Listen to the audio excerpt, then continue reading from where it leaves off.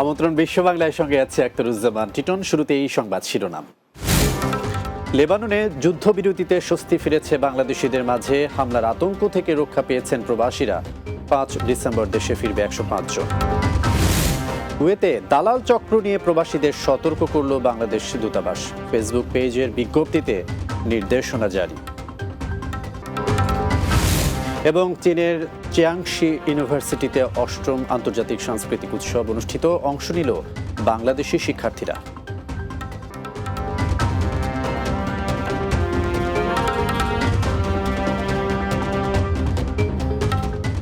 শিরোনাম শুনছিলেন, এবারে বিস্তারিত।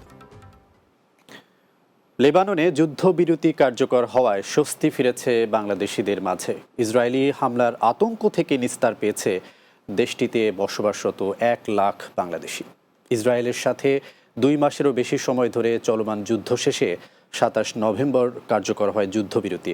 তবে এই বিরতি কতটা কার্যকর হবে সেটাই এখন দেখার বিষয়। লেবানন থেকে বাবু সাহার পাঠানো তথ্য ছবিতে আরও জানাচ্ছেন মাহমুদ রুবেল। লেবাননে চলমান যুদ্ধ পরিস্থিতিতে বাংলাদেশিদের সময় কেটেছে এক বিভীষিকাময় পরিস্থিতিতে। আতঙ্ক আর ভয়ে কর্মহীন বাংলাদেশিদের রাত কেটেছে আশ্রয় কেন্দ্র বা খোলা আকাশের নিচে। জীবন বাঁচাতে অনেকেই বাংলাদেশ দূতাবাসের সহায়তায় ফিরছেন নিজ দেশে, আবার অনেকেই জীবন বাজি রেখে থাকতে চাইছেন যুদ্ধবিধ্বস্ত দেশটিতেই। অবশেষে গত 27 নভেম্বর ইসরায়েল লেবানন এই 2 দেশের মধ্যে হয় 2 মাসের যুদ্ধবিরতি। এতে অনেকটাই খুশি বাংলাদেশিরা। আতঙ্ক আর ভয় কাটিয়ে ফিরছে পূর্বের কর্মস্থলে। অনেক প্রবাসীদের বিভিন্ন সমস্যা ছিল, আহত হয়েছে এবং নিহত হয়েছে।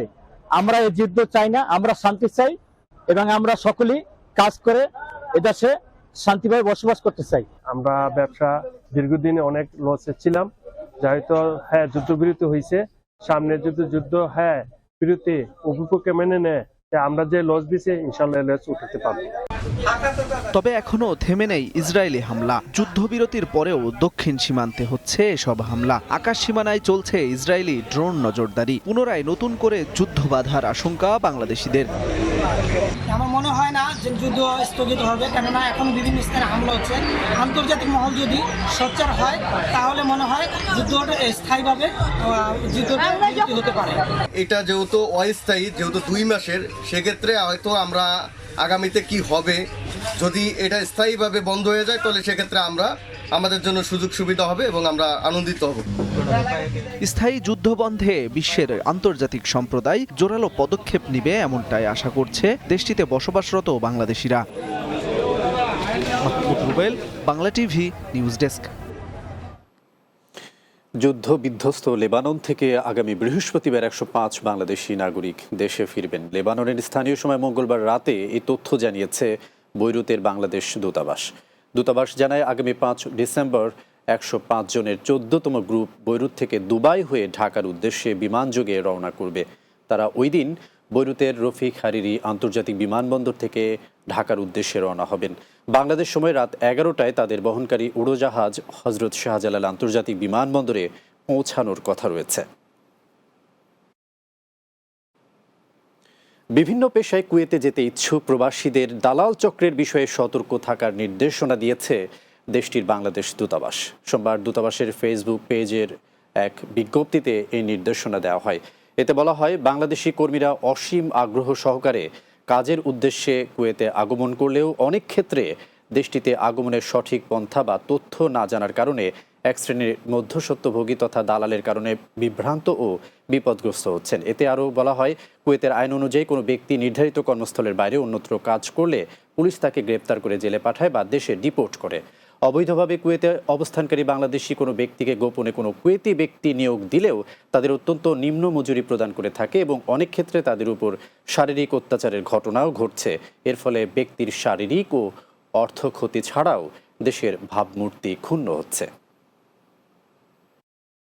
চীনের Jiangxi university of finance and economics বিশ্ববিদ্যালয়ের 8ম আন্তর্জাতিক সাংস্কৃতিক উৎসব অনুষ্ঠিত হয়েছে। এতে অংশ নিয়েছেন বাংলাদেশি শিক্ষার্থীরা। চীন প্রতিনিধি MS ইসলাম জানান, বিশ্ববিদ্যালয়ের বাসিয়াও গার্ডেনের উত্তর অঞ্চলের রাইজিং স্কোয়ারে অনুষ্ঠিত হয়। মরক্কান শিক্ষার্থী রেডা বেহজাদে এবং চাইনিজ শিক্ষার্থী লিও শিয়াও ইউ এর উপস্থাপনায় উদ্বোধনী অনুষ্ঠানে প্রধান অতিথি ছিলেন বিশ্ববিদ্যালয়ের ভাইস প্রেসিডেন্ট ফ্যাং ইউমিং। উৎসবে বাংলাদেশের নানা ঐতিহাসিক ও সাংস্কৃতিক ঐতিহ্য ফুটিয়ে তোলার মাধ্যমে স্টল সাজান বাংলাদেশি শিক্ষার্থীরা। চীনের বুকে এ যেন এক টুকরো বাংলাদেশ। উৎসবে বাংলাদেশের স্টলটি সাজানো হয় লাল সবুজ পতাকা, দোয়েল পাখি, রয়্যাল বেঙ্গল টাইগার, দেশের দর্শনীয় স্থানের ছবির মাধ্যমে। খাবারের তালিকায় স্থান পায় বিরিয়ানি, হরেক রকমের পিঠা, পুডিং, ফিরনি, পেঁয়াজু, আলুর চপ, বেগুনি, ছোলা, চিকেন কারি সহ নানা পদের দেশীয় খাবার। এছাড়া বিভিন্ন দেশ থেকে আগত শিক্ষার্থীরা ঐতিহ্যবাহী পোশাক পরে নিজ দেশের নৃতাত্ত্বিক, কারুশিল্প, খেলাধুলার ক্রিয়াকলাপ এবং বিশেষ রান্নার মাধ্যমে দেশের সংস্কৃতি এবং স্থানীয় রীতিনীতি প্রদর্শন করেন। সভ্যতা, সংস্কৃতি এবং ঐতিহ্যগত সমস্ত বিষয় তুলে ধরেছি এবং চাইনিজরা এসে, চাইনিজ স্টুডেন্ট প্লাস টিচার এবং সমস্ত চাইনিজরা এসে আমাদের দোকানে ভিড় করেছে। আমরা বিভিন্ন খাবার প্রেজেন্ট করতে সক্ষম হয়েছি। ট্রেডিশনাল পোশাকে দেখতে পাচ্ছেন বাংলাদেশকে আমরা সুন্দরভাবে প্রেজেন্ট করেছি। এখানে বাংলাদেশি ফুড, বাংলাদেশি কালচার সব কিছু তুলে ধরার চেষ্টা করেছি। I participated in this cultural festival today and I meet a lot of friends like Bangladesh people and also other countries people. They are very friendly and nice. Their food is very amazing. বিশ্ব বাংলা এবার একটা বিরতি, ফিরে আসার পর অন্যান্য খবরের সাথে আরো যা থাকছে। কাতারে বাংলাদেশি প্রতিষ্ঠান ডাকপিয়ন চশমা হাউজের যাত্রা শুরু, নতুন কর্মসংস্থানের সৃষ্টি, খুশি প্রবাসীরা।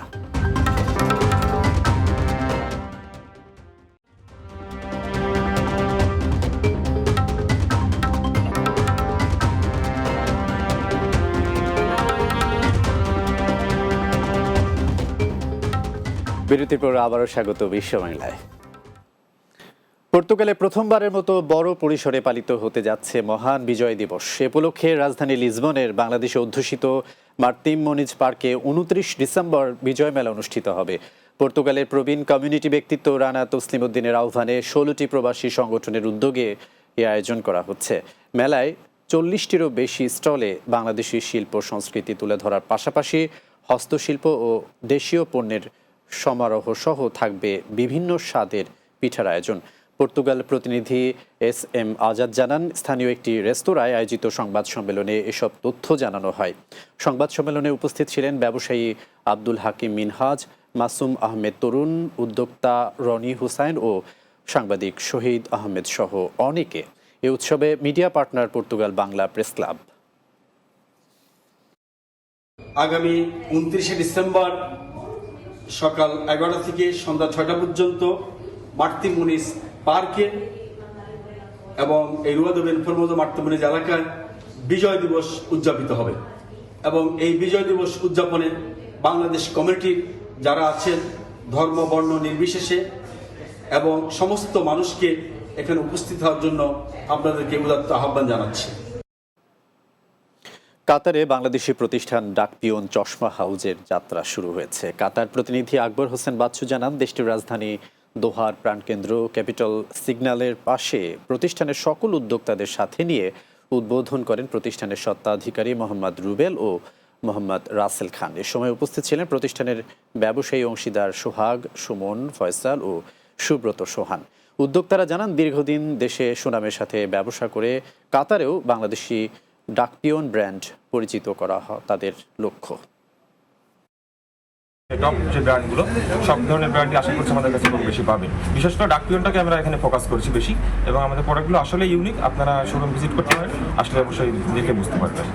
যারা প্রবাসী রয়েছেন এবং হচ্ছে যে কাতারে যে রেসিডেন্ট রয়েছেন, কাতারের জন্য আমরা একটা ব্র্যান্ড শপ, একটা অপটিক্যালস একটা শপ, একটা ব্র্যান্ড শপ হিসেবে আমরা আসলে এটা লং টার্ম একটা আলাদা একটা ফোকাস হিসেবে আমরা এখানে যাত্রা শুরু করতে যাচ্ছি।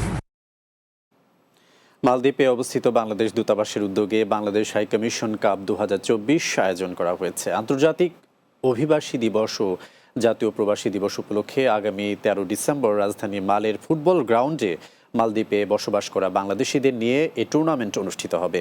এ উপলক্ষে মঙ্গলবার প্রবাসী বাংলাদেশিদের ফুটবল টিম রয়্যাল টাইগারের জার্সি উন্মোচন করা হয়। অনুষ্ঠানে প্রধান অতিথি হিসেবে উপস্থিত ছিলেন মালদ্বীপ প্রিমিয়ার লিগের খেলোয়াড় মিশরের অভিবাসী মোহাম্মদ খালিল জামিল। বিশেষ অতিথি ছিলেন ঢাকা রিপোর্টার্স ইউনিটের নবনির্বাচিত সাংগঠনিক সম্পাদক Abdul Hai Tuhin, education reporters association of Bangladesh ইরাবের সাধারণ সম্পাদক ও ঢাকা রিপোর্টার্স ইউনিটের কার্যনির্বাহী সদস্য আখতারুজ্জামান। বাহরাইনে সিত্রা স্ট্রাইকার্স এর আয়োজনে আল আমিন মোহাম্মদ স্মৃতি ক্রিকেট টুর্নামেন্ট অনুষ্ঠিত হয়েছে। বাহরাইন প্রতিনিধি সম্রাট নজরুল ইসলাম সিদ্দিকী জানান, বাংলাদেশ ইউথ ক্লাবের তত্ত্বাবধানে এই আয়োজন করা হয়। 47টি ম্যাচের এই টুর্নামেন্টে 20টি দল অংশ নেয়। ফাইনালে জিদালি ভিক্টোরিয়ান্সকে হারিয়ে চ্যাম্পিয়ন হয় বিবাড়িয়া আশার আলো। টুর্নামেন্টে সেরা খেলোয়াড় নির্বাচিত হন জিদালি ভিক্টোরিয়ান্সের সবুজ। ম্যান অব দ্য ফাইনাল সেরা ব্যাটসম্যান এবং সেরা বোলার হন হৃদয় ও জামাল। অনুষ্ঠানে প্রধান অতিথি ছিলেন বাংলাদেশ দূতাবাসের chargé d' affaires AKM Mohiuddin Kayes. বিশেষ অতিথি হিসেবে উপস্থিত ছিলেন তরুণ ব্যবসায়ী দেলোয়ার হোসেন, জাহিদ হোসেন, আরিফ খান ইমন ও ফয়েজ আহমেদ রাজু সহ অনেকে।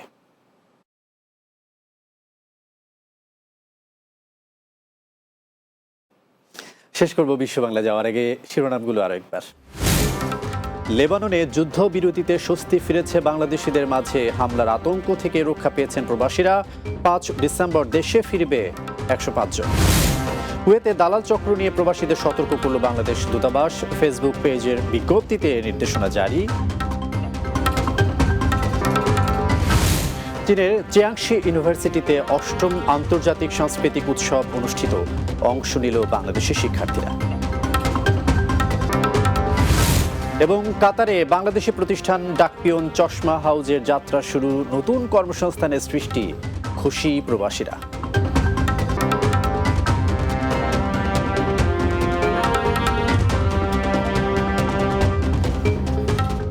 এই ছিল বিশ্ব বাংলার আয়োজন। এতক্ষণ সঙ্গে থাকার জন্য ধন্যবাদ সবাইকে।